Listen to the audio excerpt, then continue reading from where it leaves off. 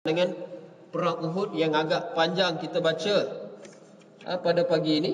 Sebahagian daripadanya daripada ayat 140 sampai kepada 155 sebagai pendahuluan sebelum kita cuba nak melihat secara ringkas apa yang berlaku dalam perang Uhud. Itu ayat yang Allah turunkan khusus berkaitan dengan perang Uhud yang sepatutnya segar di dalam sanubari kita sebagai umat Nabi Muhammad sallallahu alaihi wasallam.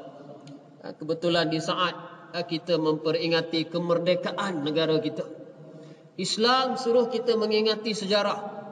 Sebab itu perang Uhud ini Allah Ta'ala catatkan di dalam Al-Quranil Karim. Tujuannya untuk dijadikan sebagai pengajaran dan peringatan kepada kita umat Islam di akhir zaman.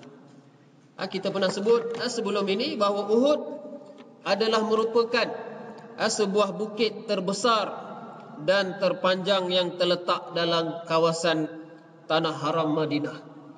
Bukit Uhud ni masuk dalam Tanah Suci. Terletak di utara Madinah, kira-kira 5 km dari pusat bandar Madinah. Kalau kita biasa jalan kaki 1 km berapa minit? Kita buat perkiraan. Maknanya masanya bukanlah sekejap. Kemudian pula Nabi bergerak dengan peringkat awal 1000 orang tentera Islam. Jadi kita sebut di awal tadi, sebagaimana diriwayatkan oleh Ibnu Ishaq, Nabi SAW keluar pada hari Jumaat dan peperangan itu berlaku pada hari Sabtu pada pertengahan bulan Syawal. Dan Allah Subhanahu wa taala telah memberi mimpi benar kepada Rasulullah sallallahu alaihi wasallam berkaitan perang Uhud ini. Disimpulkan mimpi itu ada beberapa riwayat, antaranya riwayat Imam Ahmad, Imam At-Tirmizi dan juga riwayat Imam Al-Bukhari. Kita lihat hadis riwayat Al-Bukhari dan kita cuba lihat kalau ada penambahan-penambahan dalam riwayat Imam At-Tirmizi dan riwayat Imam Ahmad berkaitan dengan mimpi yang dilihat oleh Rasulullah sallallahu alaihi wasallam berhubung dengan perang Uhud. Dari Abu Musa radhiyallahu anhu, Nabi sallallahu alaihi wasallam bersabda, "Sesungguhnya saya bermimpi mengayungkan pedang, lalu pedang itu patah hujungnya." Pedang itu Nabi mimpi, Nabi hayungkan pedang itu patah hujungnya. Dalam riwayat Imam At-Tirmizi, Nabi menyebut, "Aku melihat pedangku Zulfaqar menjadi sumbing." Zulfaqar ini asalnya pedang yang menjadi harta rampasan perang dalam perang Badar. Kemudian ianya dihadiahkan kepada Rasulullah sallallahu alaihi wasallam. Jadi Zulfaqar ini adalah merupakan harta rampasan perang yang diperolehi oleh Rasulullah dalam perang Badar. Dari segi maklumat itu diperolehi oleh Rasulullah dalam perang Badar. Jadi Rasulullah melihat pedang Zulfaqar menjadi sumbing. Kemudian Nabi sebut masuk mimpi ini menunjukkan malapetaka yang menimpa orang yang beriman dalam perang Uhud. Abu Musa menyebut radhiyallahu anhu bahawa mimpi pedang sumbing itu merujuk kepada musibah yang dihadapi oleh tentera Islam dalam perang Uhud. Summa hazastuhu ukhra.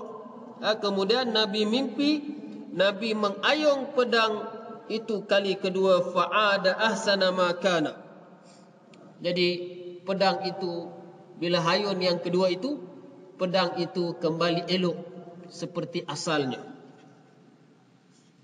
Fa idza huwa ma jaa bihi Allahu minal fathi wa ijtima'il mu'minin. Jadi apa maksud pedang itu elok semula?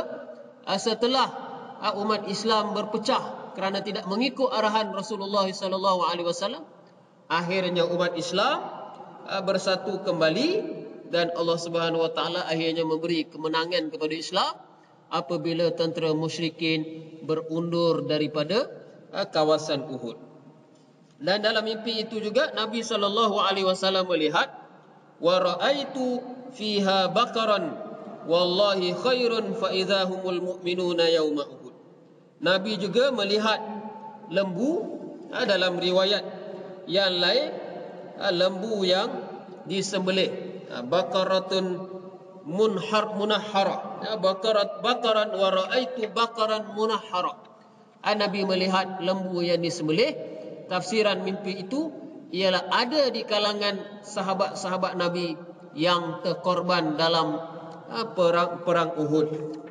Begitu juga dalam riwayat yang lain disebut raaitu ka'anni fi dir'in hasinah. Sesungguhnya aku bermimpi aku memakai baju besi yang kukuh. Baju besi yang kukuh itu ialah bumi Madinah, dia menjadi tempat untuk mempertahankan diri. Setelah melihat mimpi ini, Nabi SAW berkata kepada para sahabat, kita kena bertahan di Madinah. Sekiranya mereka masuk ke Madinah, kita akan serang mereka. Ini pandangan Rasulullah. Maknanya kita tak akan keluar dari Madinah. Para sahabat menyebut, wahai Rasulullah, orang-orang Quraisy ini tidak pernah menyerang kami dalam kota pada zaman jahiliah. Maka bagaimana mereka harus masuk ke kota ini pada zaman Islam? Sahabat-sahabat Nabi ada yang tidak bersetuju dengan pandangan Rasulullah. Rasulullah bagi pandangan ini untuk berbincang. Nak putus macam mana ni? Kita akan diserang. Mimpi ini menunjukkan bahawa Madinah akan diserang. Jadi bagaimana? Saya berpandangan kita kekal di Madinah. Kita duduk di Madinah, kita tidak keluar dari Madinah. Kalau mereka serang, baru kita lawan. Tapi penduduk-penduduk Madinah, orang-orang Ansar tidak bersetuju dengan pandangan Rasulullah ini. Dengan menyebut, wahai Rasulullah, bagaimana kita nak bertahan di Madinah? Sebelum Islam pun mereka tak pernah masuk dalam kota Madinah. Maka akhirnya Rasulullah SAW menerima pandangan sahabat itu, kita kena berperang. Maka Nabi SAW pun memakai baju perangnya, baju besinya. Dan ketika itu orang-orang Ansar pun berfikir tak patut kita tolak pandangan Rasulullah SAW. Dan mereka jumpa dengan Rasulullah. Mereka kata, kami ambil pandangan kamu. Mula-mula mereka tidak bersetuju. Dan Rasulullah mengambil pandangan mereka. Dan mereka bincang balik. Mereka nak tarik balik pandangan tersebut. Maka ketika itu Rasulullah SAW bersabda, oleh kerana Rasulullah dah pakai baju besi untuk berperang, Nabi berkata, innahu laisa li nabiyyin iza labisa la'matahu ayyad'aha hatta yuqatil. Tidak patut bagi seorang nabi apabila telah memakai baju perangnya lalu dia membukanya semula. Nabi akan terus